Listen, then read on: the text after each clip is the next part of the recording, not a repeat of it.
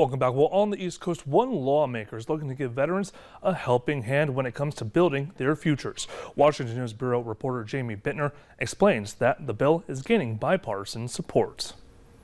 Plenty of servicemen and women decide to pursue college degrees through the GI Bill, but this new proposal would give them a different option, and it would help veterans start their own small businesses. I served 7.5 years. Perry Taylor earned the nickname Ace during his time in the U.S. Army. Now, as a civilian, he focuses on helping other veterans. Soldiers find the transition from active duty to separation or retirement very hard to adjust to.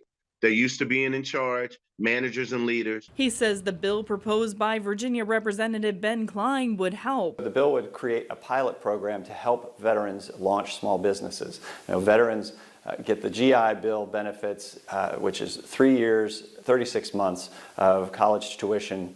This would provide them with an alternative. The 3-year pilot program would give hundreds of veterans training to develop a business plan. Then it would give them a grant to open the business or franchise. Hopefully we can get enough buzz going to hit the ground running when the Congress comes back next year, and we can make this one of the first bills that we pass. I think it's needed. I wish it was there when I was there. Ace Taylor says there's one more benefit. The veteran small business owners will hire more veterans, causing a possible ripple effect in veteran hirings.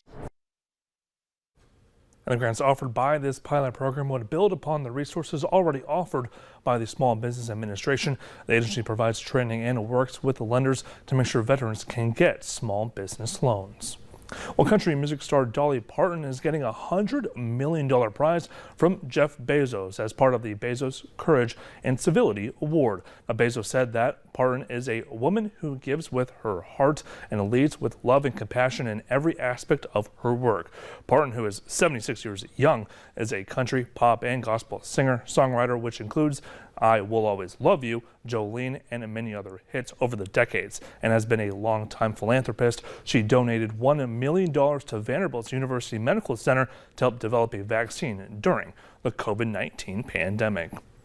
Well, outdoor enthusiasts who have mobility issues are getting help from a number of state parks as specially designed all-terrain power wheelchairs are growing in popularity. Now, Georgia is the latest state to offer action track chair vehicles that use tank-like tracks to navigate rough terrain. The Department of Natural Resources will be offering the chairs for use at nearly a dozen of its parks free of charge.